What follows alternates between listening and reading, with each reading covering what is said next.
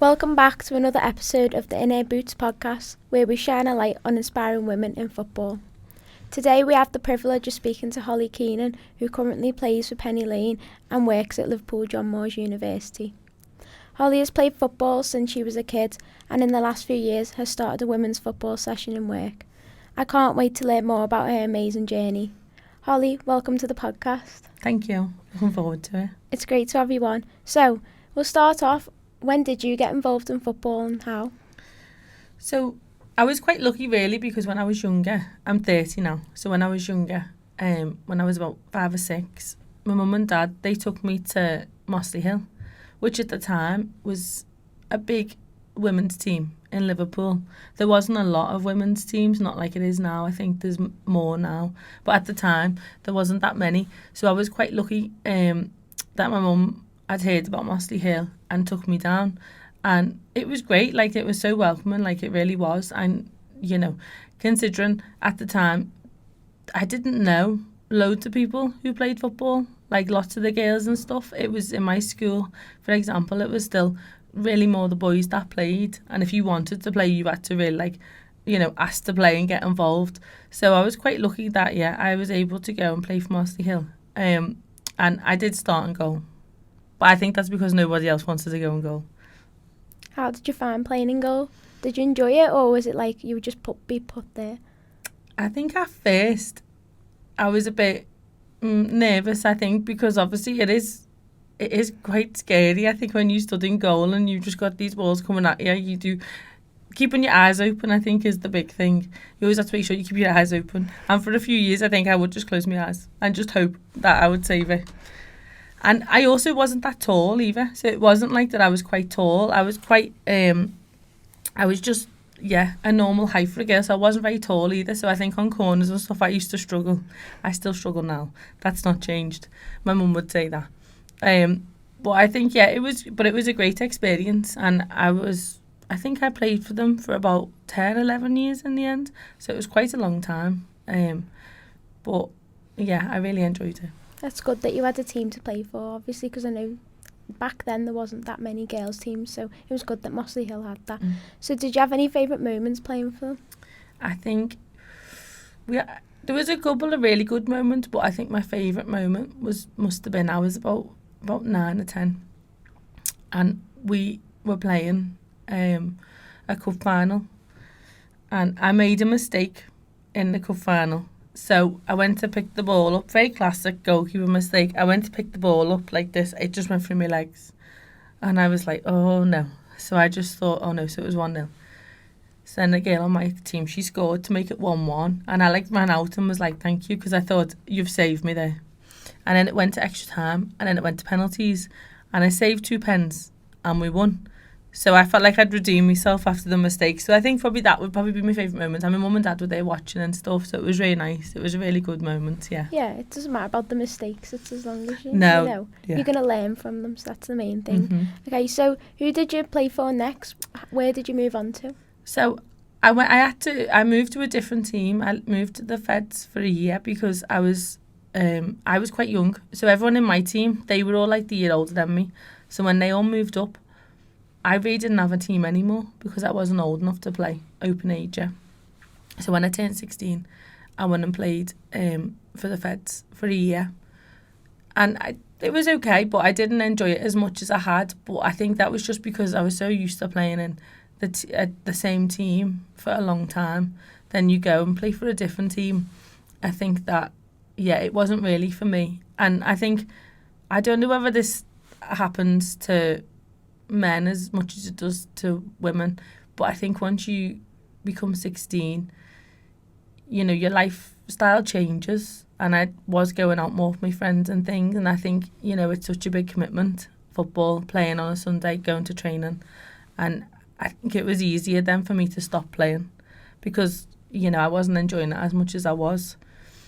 And I think that it was something which I didn't really think too much of at the time. But when I got a bit older, I did kind of regret stopping. But at the time, you don't feel like that. You just think, oh, well, now I've got more free time. Like, I can get a job, I can earn some money. I can go out to see my friends and stuff. So I think, at the time, I didn't really think much of it. But now, I'm glad I'm back playing again because I missed it. Yeah, there is a big dropout at that age, and obviously I think it's because you're leaving school, as you say, you want to stay with friends. It's that social aspect as well. You want to be in a team where you know people. Yeah. So if then people are leaving and you haven't got anyone, you kind of don't know where to go next, so it's easier to just stop playing. But it's great that you got back involved. So I know that then you went on to play for Penny Lane and things like that. So could you tell us a little bit more about that and where you went then next? Yeah, I went to, so I had the little we had a little break, and then I went to play five-a-side for a little bit, which I enjoyed. That was really good.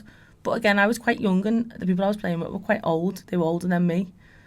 And I think, again, I really enjoyed it, but I didn't really feel like it was a longevity kind of thing. It was nice for a little bit, and then I did stop that.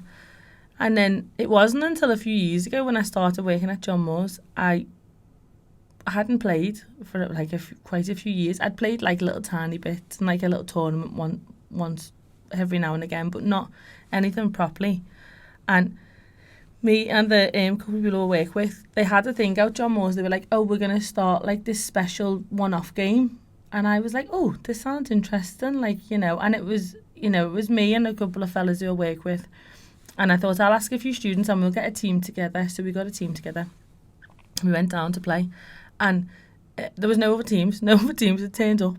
So they were like, oh, you can just play yourselves for a bit. And we were like, oh, right, okay. So we just played for a bit. But it was a bit disappointing because we were all excited to play. And we were like, oh, we really want to play. I'm looking forward to it. So we was a bit disappointed. And then I thought, you know what, like, if you want to do something, you kind of have to do it yourself sometimes, don't you? So I asked them, you know, is there anything like a casual football thing? And they were like, oh, no, not really. So I started playing originally just with the fellas who I work with and then some students, and we used to play once a week and we'd just start. So I was trying to get girls involved, but it was hard, you know, not that many girls were coming to play. So we did that for a while. That was really good. That's still continuing now. And the lads who play now, they really enjoy it. And they like it for them because, you know, it's been interesting when you talk to people about football. I've spoke to a lot of women about football. I've not necessarily spoke to a lot of men about football. And I've been asking them recently about, like, do you play outside of this? And lots of them have said, for them, you know, men's football is such a toxic environment still, that for them going and playing and just getting injured and people on purpose trying to injure them and the aggression in football, that it's just not for them. So they've really enjoyed playing on a Tuesday together because it's actually given them something to do and to play in a nice environment, and everyone's very supportive. You know, you don't get people going in with big nasty tackles and stuff, so it's really been nice. So that's continuing now. But then, as I say, I did wanted to do something for women because, yeah, it's if you've not played before, it's quite an intimidating environment, you know, to go and just start playing with loads of lads. So I thought, let's think about this. So I think it was last year or the year before, I just put something out and said, oh, you know, is any women interested? Like, anyone want to come and play? Even if you've not played before, it's fine. And there was a couple of women came at first, and it went really well. And they were like really made up. They were like, oh, we've never tried it before. And obviously, you know, when women are growing up, you aren't given the same access to football that men are. I think most men, you know, play football as they're growing up. So they get used to it. I think for women, some women have never kicked a ball. You know, like they're like in their 30s, 40s, 50s, they've never kicked a ball. But you said that to a man, they'd be like, what? You've never played football? Like, you know, it's so different.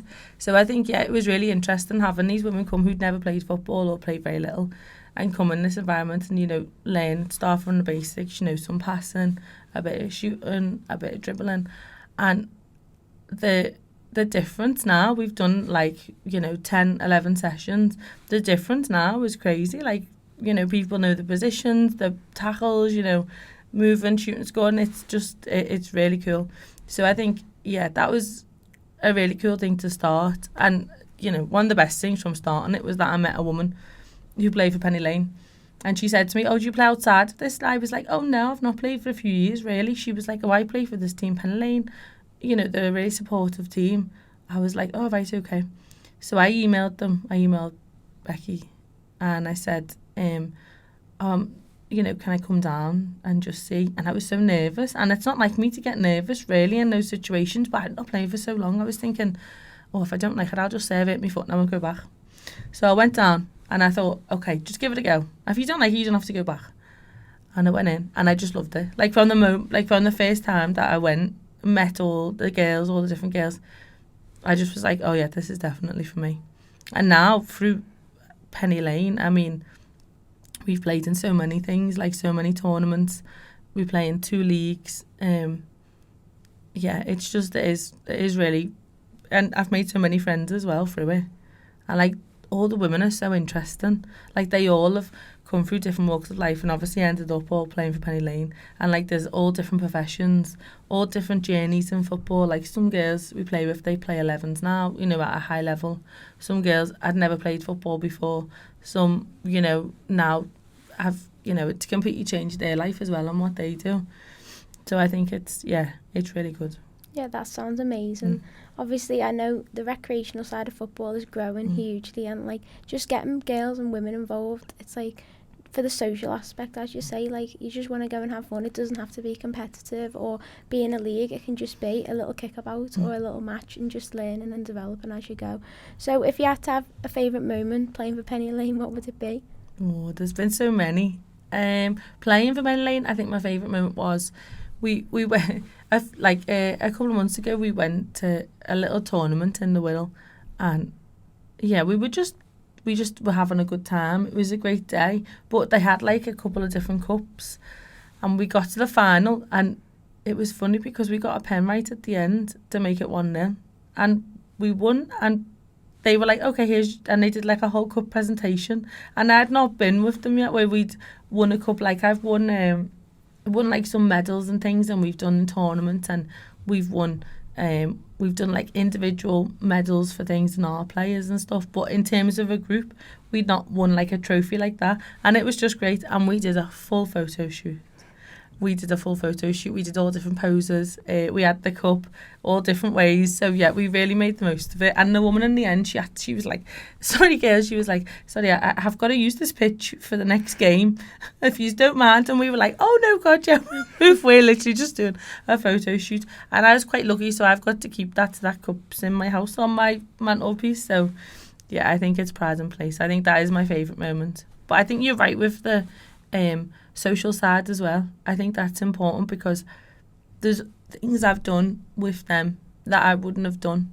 Like we do like big walks and stuff and go and like move hammer and things like that. Like I probably wouldn't do that without them, without the group, and without, going and doing that. So I think, yeah, it's been so nice to have that and have just such a, a strong group of women who all just comes together to do something that they really love is really special.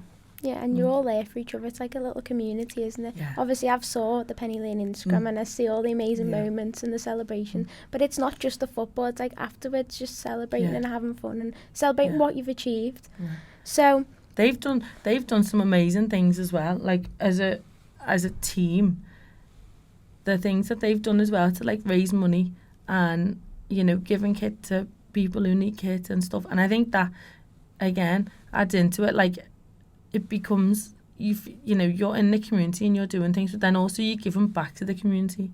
Like I just think that, it's really important, and that's something which I've been lucky enough to come in to, but like that's through the people who started it.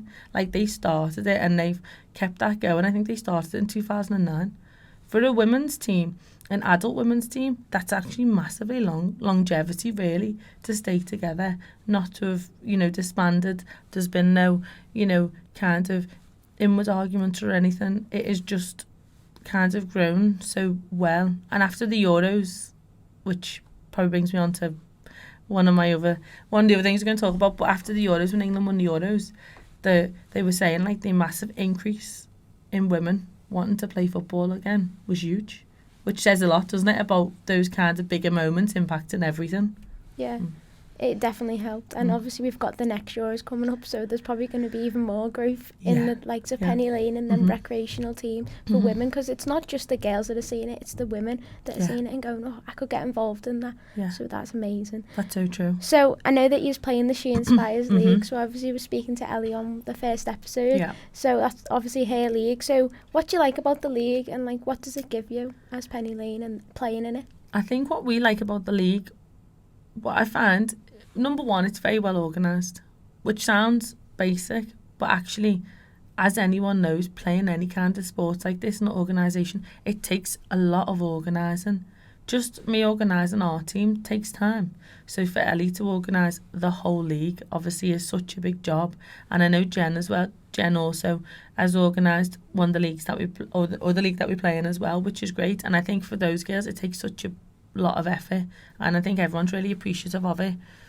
I think what I like about the She Inspires is that it's a real sense of community. I think to go, I think it's quite special still in this day and age, and I think other women feel like this too, but to go to somewhere like that, so we're going to that venue, which is a great venue, and to go, and there's 4 pitches, and it's 4 different women's games going on at once. That's not like a given, you know, that the women, we're not having to fight for that space. Like, that space has been set up there for us, and I think that's great to go. And I remember my stepdad came to watch me a few months ago, and he came and he said to me, he said, this is so good. And I said, why?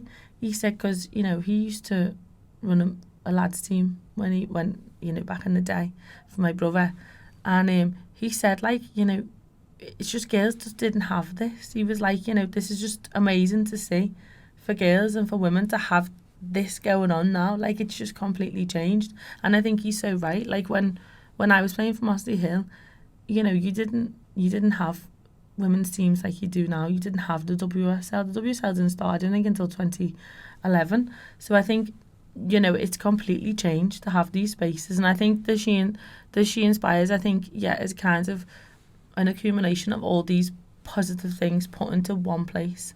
And on Sunday, just gone, we just played in the cup. So we played 6 games in the group stage, and it was just a brilliant day. Like, everybody who was there, I mean, it helped the sun was out. So the sun was out. But it was just a brilliant day. And there was loads of teams there, and there was loads of spectators and stuff, people that come down to watch. And it was just a brilliant day. And I think that day, you know, will live long in everyone's memory. It's just a brilliant day. But it wouldn't be possible, obviously, without Ellie organising it and putting the effort into it. Yeah, it's just about having fun, and obviously, like, I've been and come and watched as well, and it's just great to see all the women just having fun. Like, it's not even no pressure on anyone. It's like, it's competitive, but it's fun at the same time, and everyone's just so nice and supportive of each other. So it's great to see. Yeah. Okay, so last few things. If you had to say you had a favourite player in football, men or women, who would it be and why? Okay, I think my favourite women's player is definitely Hope Solo, and she used to be the goalkeeper for the USA back in like the end of the 90s and the 2000s. And when I was growing up, obviously as a goalkeeper, she was the best in the world. Like, she was so good. She was, you know, she was really tall. She used to fill the goal, and it was the first time you'd look and you'd think, yeah, you're going to really struggle to get that past her. Like, she just had that natural ability. She was brilliant to watch. I think favourite men's player is not a goalkeeper, I don't think. I think I've gone for someone with a bit of flair, but I used to love when I was growing up watching Ronaldinho. And I think just something about the skills. There's some of the people who we play with now, and they're obviously not doing skills like Ronaldinho, but they do skills. Some of the students who we play with and some of the girls I just think, I'd love to have the ability to do skills like they do them. It's just insane. I think I just couldn't watch people do skills all day. You know, there's something about the feeling of when you make someone, isn't it? Or, you know, something like that is just sucks you in so much. So I think any player that does that, I think I'm into. That's so cool. Okay, lastly, do you have a favourite moment in football? So I know you mentioned about the Euros. Yeah. I was there, that was amazing. And I know, but I was really jealous actually when I heard that you were there. It was like, I wish I could have been there. It was an amazing moment. I think that actually probably would be my favourite, because I was watching it in a pub, and it wasn't like a particularly female orientated pub. It was just a normal pub. And actually, the whole room was like on pins, like we were all on pins watching this. And you know, you'd never think that really back in the day. I remember when I was on watching the World Cup, it was in Japan, I think the Women's World Cup in Japan, and it was whenever it was, you had to watch the games like 3 o'clock in the morning, in the middle of the night. And I remember England went out with this awful own goal. I was thinking, oh, they just we always just need that next bit, that next push. And when the Euros come round and that squad, you know, the unbelievable squad, I thought this is surely it. But obviously playing Germany, of course, England's kind of nemesis. I was thinking, are we going to do it? Are we just going to get to that next step? And the fact that obviously getting to that next step, I just thought was amazing. And there was something so special about it, like the fact that everyone, no matter the age, no matter the gender, everyone was sat in this pub, you know, willing England to win. And, you know, when obviously the Chloe Kelly scored, the whole place went up, like it was amazing. So I think for me, that's definitely my favourite moment. Yeah, it definitely was. I was there. And your favourite too? Yeah, the whole stadium erupted. But it was just great, the whole Euros, to see people watching it at home. And I think because it was a home Euros as well, the support was just unbelievable. So that was amazing. Yeah. Okay, so thank you so much for joining us today, Holly. If you enjoyed today's episode, don't forget to subscribe, share and leave a review. We will be back next week for more exciting guests.